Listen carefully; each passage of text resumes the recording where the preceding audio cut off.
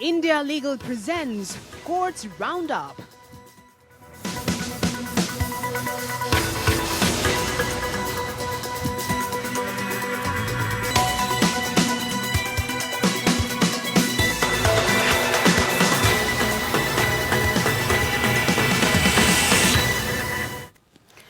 नमस्कार, आप देख रहे हैं कोर्ट्स राउंड अप। मैं हूं आपके साथ नेहा दुबे। इस बुलेटिन में आपका बहुत स्वागत है। इस बुलेटिन में अगले आधे घंटे हम आपको कोर्ट से जुड़ी तमाम छोटी बड़ी खबरों से करवाएंगे रूबरू। तमाम कोर्ट की कार्रवाई, सुप्रीम कोर्ट से लेकर हाई कोर्ट्स और लोअर कोर्ट्स तक के फैसलों को रखेंगे आपके सामने। आगे बढ़ने से पहले एक नजर हेडलाइंस पर। केरल में कुलपति बनाम राज्यपाल की लड़ाई में केरल ने दी केरल के 9 कुलपतियों को राहत। कहा, राज्यपाल के अंतिम आदेश तक पद पर बने रह सकते हैं कुलपति। राज्यपाल ने अवैध नियुक्तियां, अवैध का हवाला देकर मांगा था इस्तीफा।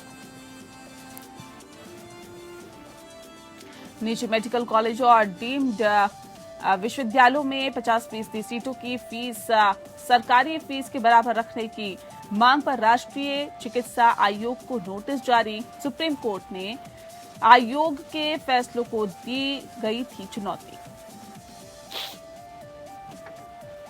कश्मीर के बुलर झील में ठोस कचरा डंप करने पर नगर निकाय पर 64 लाख जुर्माने के खिलाफ याचिका सुप्रीम कोर्ट ने की रद्द। नगर निकाय ने की थी एनजीटी के जुर्माने को रद्द करने की अपील। लड़की को आइटम कहने पर मुंबई की स्पेशल पॉक्सो कोर्ट ने युवक को सुनाई 1.5 साल की जेल। कहा, लड़की को आइटम कहना अपमानजनक। आईपीसी और पॉक्सो एक्ट के तहत फैसला।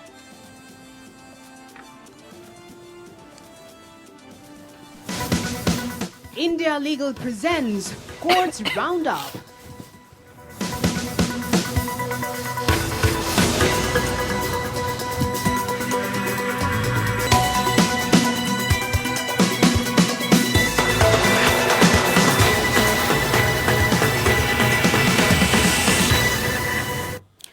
वहीं केरल हाईकोर्ट ने 9 विश्वविद्यालयों के कुलपतियों से कहा है कि वे अपने अपने पद पर रहकर काम जारी रखें और उन्हें केवल तय प्रक्रिया का पालन करके ही हटाया जा सकता है। गौर करने वाली बात यह है कि राज्यपाल ने इन 9 कुलपतियों को सोमवार तक इस्तीफा देने की चेतावनी दी थी। राज्यपाल की इस चेतावनी के खिलाफ इन कुलपतियों ने हाईकोर्ट में याचिका दायर की थी। जस्टिस देवन रामचंद्रन ने इन 9 कुलपतियों की ओर से दायर आपात याचिका पर सुनवाई करते हुए कहा कि राज्यपाल की ओर से कुलपतियों को दिया गया निर्देश उचित नहीं था। अदालत ने विशेष सुनवाई के दौरान कहा कि वे अपने पद पर बने रहने के पात्र हैं। अदालत ने पाया कि कुलाधिपति ने कुलपतियों को कारण बताओ नोटिस जारी करके 3 नवंबर तक ये बताने के लिए कहा था कि क्यों ना उन्हें पद से हटा दिया जाए। इस आधार पर अदालत ने कहा कि कुलपतियों को इस्तीफा देने का निर्देश देने का कोई महत्व नहीं है। कुलपतियों ने अदालत से कहा कि 24 घंटे के अंदर इस्तीफा देने का राज्यपाल का निर्देश पूरी तरह से अवैध था। राज्यपाल ने कुलाधिपति की भूमिका में अवैध नियुक्तियां, अवैध का हवाला देकर इस्तीफा मांगा था।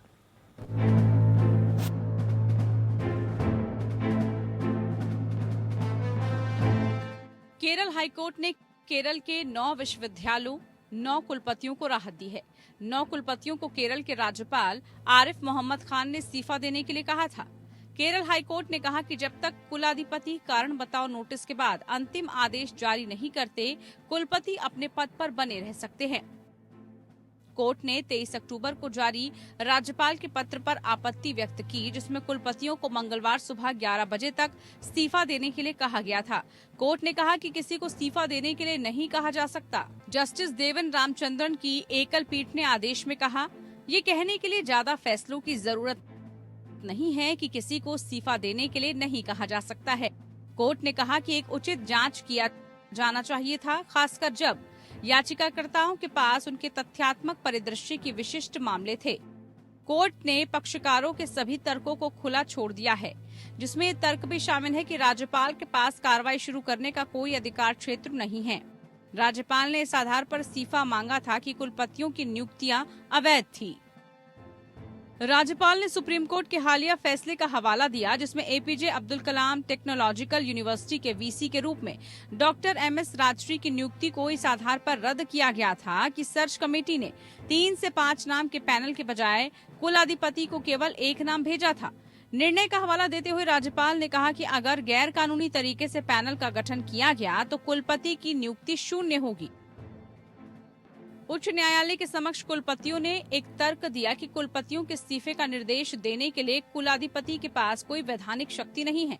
कुलाधिपति संबंधित विश्वविद्यालय अधिनियमों द्वारा उन्हें प्रदत्त शक्तियों से परे कार्य नहीं कर सकते हैं। सुनवाई के दौरान एक वीसी की ओर से सीनियर एडवोकेट पी रविचंद्रन द्वारा ये प्रस्तुत किया गया कि विश्वविद्यालय अधिनियम के प्रावधानों के अनुसार कुलपति किसी कुलपति को केवल दुर्विनियोजन या कुप्रबंधन के आधार पर हटा सकते हैं और कहा कि इन शक्तियों का प्रयोग भी उचित प्रतिबंधों के अधीन है। याचिकाकर्ताओं ने कहा कि कुलाधिपति ने कुलपतियों को सुनवाई का अवसर दिए बिना निर्देश जारी करके नैसर्गिक न्याय के सिद्धांतों का उल्लंघन किया है। याचिकाकर्ताओं की ओर से काउंसिलों द्वारा ये प्रस्तुत किया गया था कि जब तक इस तरह की नियुक्ति को चुनौती नहीं दी जाती तब तक कुलाधिपति स्वतः संज्ञान से कार्य नहीं कर सकते। राज्यपाल की ओर से पेश सीनियर एडवोकेट जाजू बाबू ने कहा कि कुलाधिपति को कार्रवाई शुरू करने के लिए बाध्य किया गया क्योंकि कोई भी कुलपति अपना इस्तीफा देने के लिए तैयार नहीं है। उन्होंने प्रस्तुत किया कि सुप्रीम कोर्ट ने निर्णयों में कानून की घोषणाओं के अनुसार कार्य नहीं करने के लिए कुलपतियों के साथ गलती पाई और इस परिस्थिति में नोटिस जारी किए गए थे। 2 घंटे से अधिक समय तक चली सुनवाई के बाद पीठ ने उपरोक्त निर्देशों के साथ सभी 9 याचिकाओं का निपटारा कर दिया। Bureau report.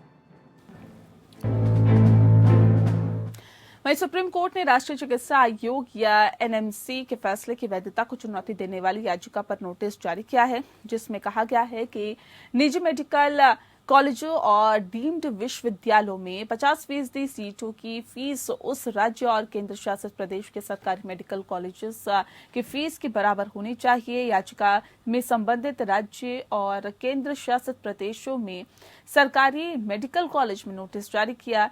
एनएमसी विभिन्न हाईकोर्ट के समक्ष लंबित सभी समान चुनौतियों को सुप्रीम कोर्ट या किसी एक हाईकोर्ट में स्थानांतरित करने की मांग कर रहा है। जस्टिस डीवाई चंद्रचूड़ और जस्टिस हिमा कोहली की बेंच के समक्ष स्थानांतरण याचिका, मुख्य याचिका और जुड़े मामलों को 4 नवंबर 2022 को सूचीबद्ध किया जाना है। जस्टिस चंद्रचूड़ ने पिछली सुनवाई पर एनएमसी की ओर से पेश हुए एडवोकेट गौरव शर्मा को ट्रांसफर याचिका दायर करने का सुझाव दिया था ताकि सुप्रीम कोर्ट इस संबंध में सभी मामलों को अपने पास स्थानांतरित कर सके या उन्हें समेकित कर दिल्ली हाईकोर्ट को भेज सके। एनएमसी के ज्ञापन में कहा गया है कि निजी मेडिकल कॉलेजेस में 50% सीटें किसी विशेष राज्य के सरकारी मेडिकल कॉलेजेस में शुल्क के बराबर होनी चाहिए। इसके अलावा ये परिकल्पना करता है कि इस तरह के शुल्क ढांचे का लाभ पहले उन उम्मीदवारों को उपलब्ध कराया जाएगा जिन्होंने सरकारी कोटा सीटों का लाभ उठाया है, लेकिन संबंधित मेडिकल कॉलेज डीम्ड विश्वविद्यालय की कुल स्वीकृत संख्या की 50% तक सीमित है। पिछले अवसर पर याचिकाकर्ताओं की ओर से उपस्थित सीनियर एडवोकेट मनिंदर सिंह ने न्यायालय को अवगत कराया था कि 3 उच्च न्यायालयों, केरल उच्च न्यायालय, मध्य प्रदेश उच्च न्यायालय और मद्रास उच्च न्यायालय द्वारा विवादित ओएम पर रोक लगा दी गई है। उन्होंने कहा था कि मद्रास उच्च न्यायालय ने वास्तव में लागू अधिसूचना को कानून में खराब पाया और इसे नियामक को वापस भेज दिया।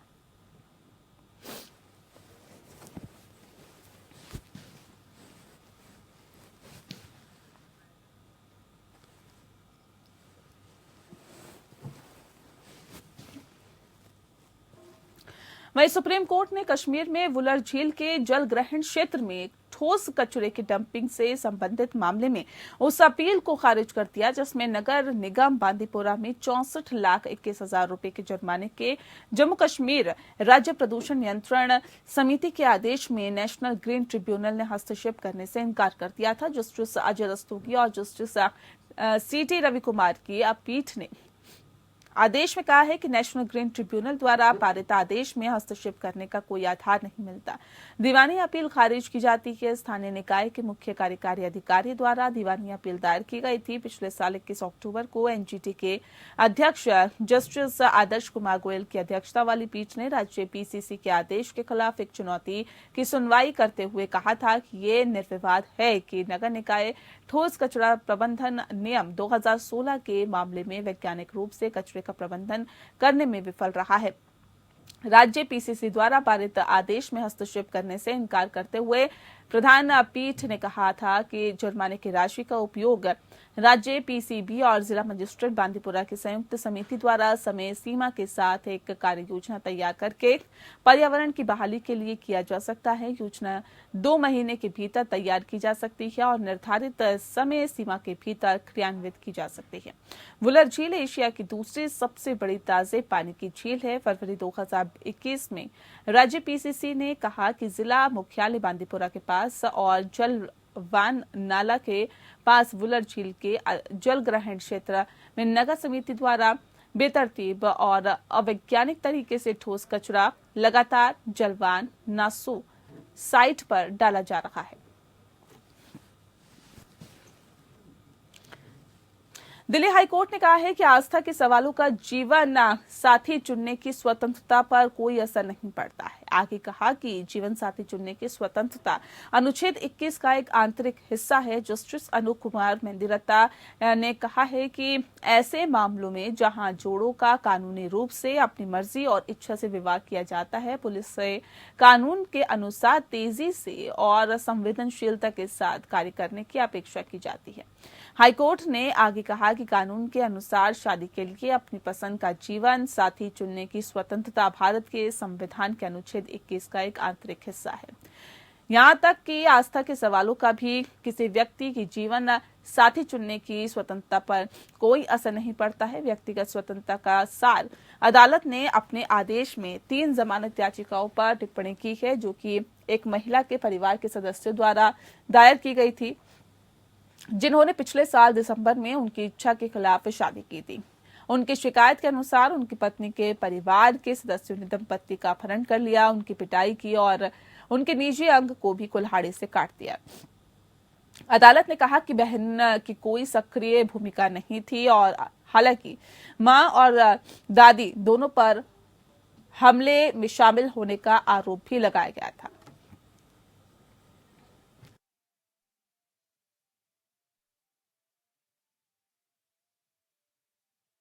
जम्मू कश्मीर लद्दाख हाईकोर्ट ने विवाह पर अहम टिप्पणी की है। फैसले में कहा है कि एक बार एक सक्षम विदेशी अदालत द्वारा विवाह को वैध रूप से भंग कर दिए जाने के बाद पक्षों के बीच पति और पत्नी के रूप में घरेलू संबंध जो घरेलू हिंसा अधिनियम के प्रावधानों को लागू करने के लिए आवश्यक है, वह भी समाप्त हो जाता है। जस्टिस विनोद चटर्जी कौल की पीठ ने दिसंबर 2017 में घरेलू हिंसा से जम्मू कश्मीर महिलाओं की सुरक्षा अधिनियम की धारा 12(1) के तहत दायर एक शिकायत को खारिज करने की मांग वाली याचिका पर एक फैसले में ये टिप्पणी की। याचिकाकर्ता ने इस संबंध और इस आधार पर शिकायत और प्रक्रिया जारी करने की चुनौती दी थी कि डिक्री पारित होने के बाद से याचिकाकर्ता और प्रतिवादी के बीच पति और पत्नी का कोई संबंध नहीं था, जिससे विवाह भंग हो गया था। इस जोड़े ने 2007 में जम्मू में शादी की और शादी के बाद वे जर्मनी के स्थायी निवासी बन गए। जर्मनी स्थानांतरित होने के बाद शिकायतकर्ता और याचिकाकर्ता के बीच संबंध शत्रुतापूर्ण हो गए थे। याचिका के अनुसार याचिकाकर्ता फरवरी 2014 में 10 दिन के लिए भारत आया था और जब वह वापस जर्मनी लौटा तो उसने पाया कि प्रतिवादी शिकायतकर्ता सभी सोने के गहने और अन्य सामानों और पैसे के साथ वैवाहिक घर के साथ उसे छोड़कर कहीं और चली गई थी। उसने उसका ठिकाना जानने का प्रयास किया, लेकिन उसका कोई पता नहीं चला। इसके बाद प्रतिवादी शिकायतकर्ता की याचिकाकर्ता के खिलाफ जर्मनी में झूठा और ओछा मामला दायर किया गया और अलग रहने लगे। जर्मनी की अदालत ने उनके बीच सुलह के लिए कई प्रयास किए, लेकिन ऐसे में सभी प्रयास जो हैं वो विफल रहे, माफ कीजिएगा। और ऐसे में आपको बता दें कि महिला ने पति के साथ रहने से साफ इनकार कर दिया। दोनों पक्षों को सुनने और सबूतों को देखने के बाद विदेशी अदालत ने जुलाई 2017 में तलाक की याचिका को स्वीकार कर लिया। मध्य प्रदेश हाईकोर्ट ने राज्य मानवाधिकार आयोग को एक लॉ स्टूडेंट की छात्र के मामले की जांच करने का आदेश दिया है, जिसे कथित तौर पर पुलिस हिरासत में पीटा गया। दरअसल उसकी बहन के घर से इस बहाने से पुलिस लेकर आई कि उसे हत्या के एक मामले में जांच करने के लिए पूछताछ करनी है। इसे मानवाधिकारों के उल्लंघन का मामला मानते हुए जस्टिस विवेक अग्रवाल की पीठ ने आयोग से 3 महीने के भीतर अपनी जांच पूरी करने को कहा है। पीठ एक 62 वर्षीय व्यक्ति द्वारा दायर एक रिट याचिका पर सुनवाई कर रही थी, जिसमें कहा गया था कि उसके बेटे को पुलिस हिरासत में पीटा गया और उसके बाद उसने पुलिस को 2 लाख रुपए रिश्वत दी। फिर बेटे को संबंधित पुलिस अधिकारी ने रिहा किया। आपको बता दें कि कोर्ट को ये भी बताया गया है कि जब उसका बेटा पुलिस हिरासत में था, उस दौरान सीसीटीवी कैमरे पुलिस थाने में काम नहीं कर रहे थे। संबंधित अवधि के दौरान सीसीटीवी के काम न करने के बारे में पूछे जाने पर राज्य के वकील ने कहा कि कैमरा 25 फरवरी 2022 से काम नहीं कर रहा था। कोर्ट ने राज्य मानवाधिकार आयोग से 3 महीने के भीतर अपनी जांच पूरी करने को कहा है और कहा है कि अगर आरोप सही पाए गए तो पीड़िता को मुआवजा देने के लिए राज्य सरकार को निर्देश दें।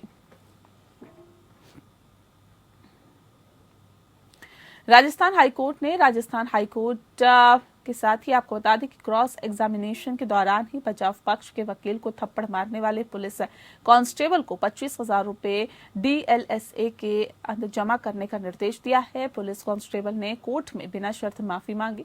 जस्टिस विजय बिश्नोई और जस्टिस फरजंद अली ने अतिरिक्त जिला न्यायाधीश गुलाबपुरा की ओर से दायर एक शिकायत के आधार पर दर्ज आपराधिक अवमानना याचिका का निस्तारण किया है। अतिरिक्त जिला न्यायाधीश गुलाबपुरा जिला भीलवाड़ा के अगस्त 2018 में मामले को उच्च न्यायालय में ये देखते हुए संदर्भित किया कि जब एक मामले में यहां अवमानना गवाह के रूप में पेश हो रहा था, बचाव पक्ष के वकील ने उससे एक सवाल किया तो वह उत्तेजित हो गया और उसे थप्पड़ मार दिया।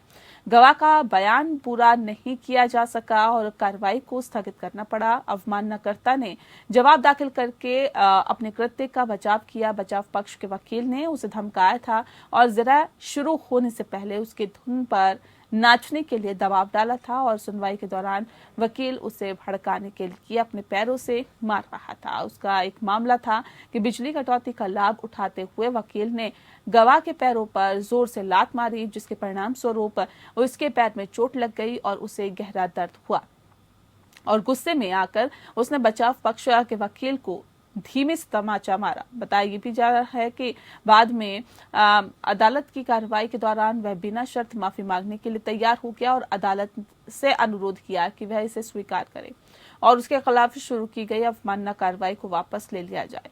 कोर्ट ने आगे कहा कि उन्होंने इस आधार पर अपने कृत्य को सही ठहराने की कोशिश की थी कि वकील ने उन्हें पहले लात मारी थी। हालांकि ये तर्क आश्वस्त करने वाला नहीं था और ये एक के बाद में विचार का परिणाम भी था।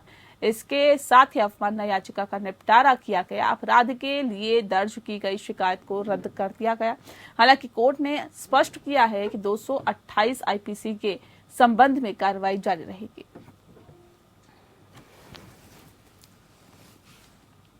मुंबई की एक विशेष पॉस्को अदालत ने एक आदेश में नाबालिग छात्रा के यौन उत्पीड़न के मामले में एक व्यक्ति को 1.5 साल जेल की सजा सुनाई और कहा कि लड़की को आइटम के रूप में संबोधित करना यौन उत्पीड़न है। लड़की के पड़ोस में रहने वाले व्यक्ति पर यह आरोप लगा था कि 2015 में जब पीड़िता 16 साल की थी तब वह उसे स्कूल जाने के दौरान छेड़ता था। तो 14 जुलाई 2015 को जब पीड़िता स्कूल से लौट रही थी तो उसे आरोपी ने रोका और उससे पूछा आइटम कहाँ। जब लड़की ने उसे ऐसा करने से मना किया, उस शख्स ने उसे गाली देना शुरू कर दिया और उसके बाल खींच लिए। इसके बाद लड़की ने पुलिस हेल्पलाइन नंबर 100 पर कॉल कर मदद मांगी। पुलिस मौके पर पहुंची लेकिन आरोपी वहां से भाग चुका था। लड़की ने घर जाकर अपने पिता को इस घटना के बारे में बताया, जिसके बाद शहर के पश्चिमी उपनगर के पुलिस स्टेशन में शिकायत दर्ज कराई गई। आरोपी पर भारतीय दंड संहिता IPC की धारा 354 यौन उत्पीड़न धारा 354D पीछा करना, 506 आपराधिक धमकी और धारा 504 जानबूझकर अपमान और बच्चों के संरक्षण के प्रासंगिक आरोपों के तहत मामला दर्ज किया गया था। अदालत ने आरोपी को अन्य आरोपों से बरी कर दिया, लेकिन उसके खिलाफ आईपीसी की धारा 354 और पॉक्सो एक्ट के तहत इस आरोप में सबूत भी मिले। आपको बता दें कि अदालत ने कहा है कि आरोपी पर नरमी नहीं दिखाई जा सकती क्योंकि मामला सड़क पर एक नाबालिग लड़की के उत्पीड़न से जुड़ा हुआ है। आरोपी ने दावा किया कि उसे गलत फंसाया गया। उसके वकील ने दलील दी कि ऐसा इसलिए हुआ क्योंकि लड़की के पेरेंट्स उनकी दोस्ती के खिलाफ थे। कोर्ट ने कहा कि नाबालिग ने इस तरह की बात से इनकार किया है और आरोपी ने भी अपनी दलील में ये सब न कहा है और न ही किसी गवाह ने इसका समर्थन किया।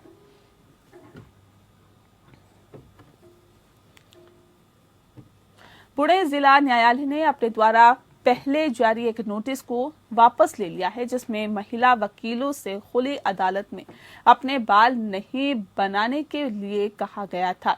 20 अक्टूबर को जारी नोटिस में कहा गया था कि महिला वकीलों द्वारा खुली अदालत में अपने बालों को बनाना अदालत के कामकाज में गड़बड़ी कर रहा है। सीनियर इंदिरा जयसिंह द्वारा इसके बारे में ट्वीट किए जाने के बाद नोटिस को ऑनलाइन भारी प्रतिक्रिया मिली है। बताया भी जा रहा है कि जयसिंह ने नोटिस शेयर करते हुए ट्वीट किया, वह अब देखिए महिला वकीलों से किसका ध्यान भटकता है और क्यों।